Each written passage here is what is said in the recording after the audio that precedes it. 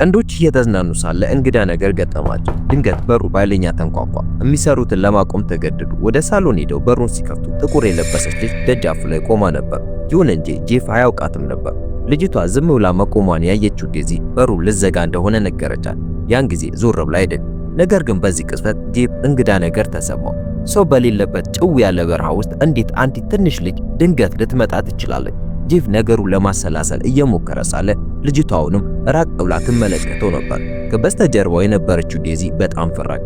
ጄፍ በሩ ላይ ያለው መብራት አበራ። ነገር ግን ድጋሚ ዞር ሲል ልጅቷ ጠፍታለች። በራሷ ፈቃድ ሄደች መሰላቸው። ስለዚህ ሶፋው ላይ ተቀምጠው ቴሌቪዥን ለማየት ወሰኑ። ነገር ግን ጄፍ ድንገት አስም ተነሳበት። አጠገቡ ያለውን ቦርሳ ሲፈትሽ የመተንፈሻ ምርጫውን መኪና ውስጥ እንደረሳ ትዝ አለው። ሄዶ ከመውሰዱ ውጭ አማራጭ አልነበረውም። ነገር ግን ፈጽሞ ያልጠበቀው ነገር ዴዚ ቤት ውስጥ ለብቻዋ አስፈሪ ቅዠት እንደሚገጥማት ነበር። መኪናቸው ከተማ ውስጥ እየተጠገነ ስለነበር ጄፍ በእግሩ መጓዝ የግድ ሆነበት። ዴዚ ከጓደኛዋ ጋር ስልክ እያወራች ድንገት ከቤት ውጭ የሆነ ነገር ወደቀ። ጄፍ የተመለሰ መሰላት። ስልኳ ጠረጴዛ ላይ ትታ ጄፍን ለመቀበል ተዘጋጀች። ነገር ግን ወደ በሩ ስትጠጋ መንኳኳቱ በጣም ኃይለኛ ነበር። በእርግጠኝነት ጄፍ አይደለም። የሆነ ነገር እንዳለ ስለተሰማት ድምጿን ከፍ አድርጋ ጠየቀች። ነገር ግን ከውጪ ማንም አልመለሰም። ምንም ምላሽ ባለማግኘቷ ልጅቷ መሄዷን ለማረጋገጥ በፍጥነት አየች። ያየችው ነገር በፍርሃት አደነዘዛት። ቶሎ በሩን ቆለፈችው። በፍጹም ያላስተዋለችው አንድ ጥላ ከበስተጀርባ እንዳለ ነበር። ወደ ሶፋ ስትመለስ ጠረጴዛው ላይ የነበረው ስልክ እንደሌለ አየች። የሆነ ቦታ ወድቆ እንደሆነ ፈለገችው። ቀና ብላ ስታይ ግን ስልኩ ቁም ሳጥኑ ላይ ተቀምጦ አገኘችው። ወይ ጉድ! ስለ ጉዳዩ ብዙ አላሰበችም። ስልኩን ልትጠቀም ስትል ድንገት የዘፈን ድምፅ ሰማች። ወዲያው የሆነ ችግር እንዳለ ገባት። እንዲህ ባለው ጭው ባለ በረሃ ውስጥ ማን ሊዘፍን ይችላል? ለማየት ወደ መስኮቱ ሮጠች። ነገር ግን ምንም አላየችም። በጥንቃቄ ዙሪያውን ከተመለከተች በኋላ ድምፁ ድንገት ቆመ። በምናቧ የሆነ ነገር እየመሰላት ይሆን? ድፍረቷን ሰብስባ ወደ ውጭ ወጣ አየች። ነገር ግን ምንም ያልተለመደ ነገር አልነበረም። ምናልባት በጣም ስለተጨነቀች ሊሆን ይችላል። ራሷን ለማረጋጋት ፒያኖ መጫወት ጀመረች። ነገር ግን ፈጽሞ ያልጠበቀችው ነገር ድንገት የእግር ኮቴ ሰማች። ስትዞራውንም ምንም አላየችም። ዴዚ ዘና ለማለት ወደ መታጠቢያ ቤት ገብታ ለመታጠብ ከመወሰን በቀር አማራጭ የላትም። ነገር ግን አደጋው ቀድሞኑ አጠገቧ ተደብቆ እንደነበር አላወቀችው። ጭንብል ያደረገ ሰው በትኩረት ይመለከታት ነበር። የዴዚ አይኖች ግን በሳሙና አረፋ ተሸፍነው ነበር። የሆነ ሰው እንዳለ ሲሰማት ዞር አለች፣ ግን ምንም አላየችም። ስለዚህ ጉዳዩን በቁም ነገር አልወሰደችው። ነገር ግን ጸጉሯን በማድረቂያ እያደረቀች ሳለ በቤት ውስጥ ያሉት መብራቶች በሙሉ ድንገት ጠፉ። ዋናው የመብራት ማከፋፈያ ለመፈለግ በስልኳ ደካማ ብርሃን ለመጠቀም ተገደደች። ነገር ግን ማንም ሊያስበው የማይችለው ነገር ማከፋፈያው ቁም ሳጥኑ ውስጥ ተደብቆ ነበር። ልብሶቹን ወደ ጎን ስታድርግ ስልኳ አምልጧት መሬት ላይ ወደቀ። ቀና ስትል ደነገጠች።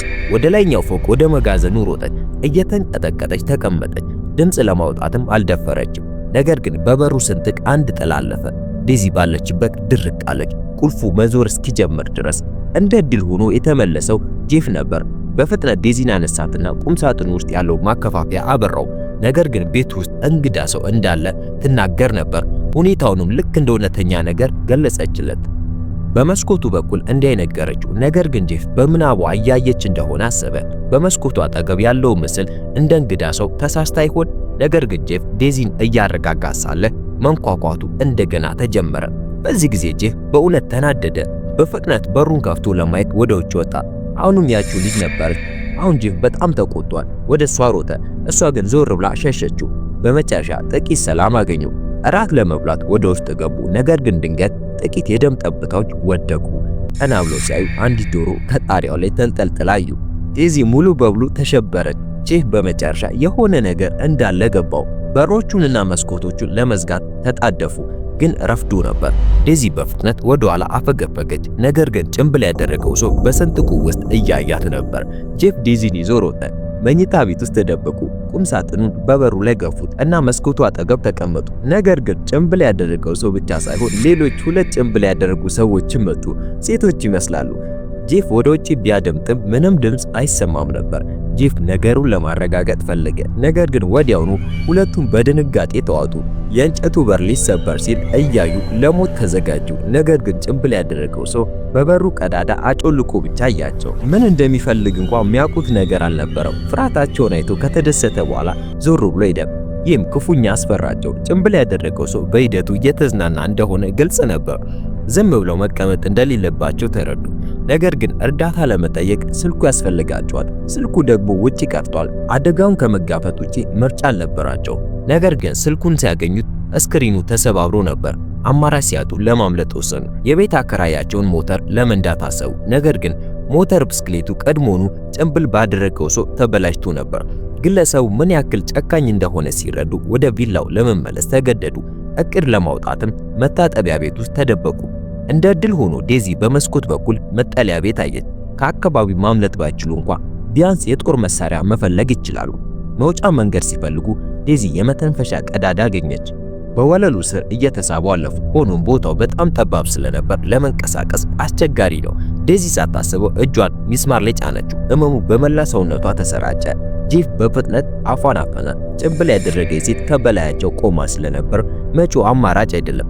ህመሟን ለማስታገስ ጄፍ ሚስማሩን በፍጥነት ነቀለው። ከሸሚዙ ላይ ጨርቅ ቀደደና ቁስሏን አሰረላት። ከብዙ ትግል በኋላ በመጨረሻ ከቢላው አመለጡ። ነገር ግን ድንጋይ ላይ ሲሻገሩ ጄፍ ተሰናክሎ ወደቀ። ዴዚ ልትረዳው ተጣደፈች፣ ግን እነሱ ማያውቁት ነገር ነበር። ጭንብል ያደረገችው ሴት ቀድሞውኑ ውስጥ እየጠበቀቻቸው ነበር።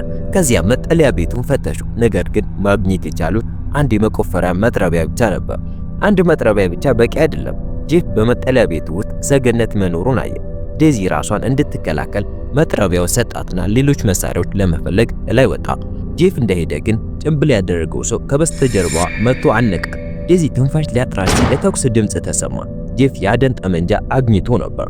ዴዚ በጊዜ አዳናት። መሳሪያ በእጃቸው ስለገባ በመጨረሻ መልሰው ለመዋጋት ቻሉ። እንግዶቹን አንድ ባንድ ለማጥፋት በማቀድ በቪላው ዙሪያ ተንቀሳቀሱ። ግን ደግሞ እየተከታተሏቸው እንደሆነ አላወቁም። ጄፍና ዴዚ ወደ በሩ መጡ። በሚንኳኳው ድምጽ አእምሯቸው ተከፋፈለ። ጄፍ ወደ ጥጉ ሮጠ። ጥይቱ ተተኮሰ። ጄፍ በመጨረሻ አንዱን የገደለ መሰለው። ነገር ግን ለማየት ዞር ሲል ሰውየው ጭንብል አልነበረው። ዴዚ መኪና ስታይ የተሳሳተ ሰው እንደመቱ ተረዱ። መሬት ላይ ወድቆ የነበረው የቤት አከራያቸው ነበር። ጄፍ በጣም አዘነ። ነገር ግን ለማዘን ጊዜም አልነበረው። የአከራዩን የመኪና ቁልፍ አግኝተው እየነዱ ሄዱ። እንደ ድል ሆኖ የአከራዩ ስልክ መኪና ውስጥ ነበር። ዴዚ ስልክ ስትደውል አንድ ድንጋይ መስታወቱ ሰብሮ ገባ። ዞር ስትል ጭንብል ያደረገችው ሴት እዚያ ቆማ ነበር። ጄፍ በፍጥነት መኪናውን አዞረ። ነገር ግን ጭንብል ያደረገው ሰው ሌላ መኪና እየነዳ መጣና ከዛፍ ጋር እስኪያጋጫቸው ድረስ ደጋግሞ ገጫቸው።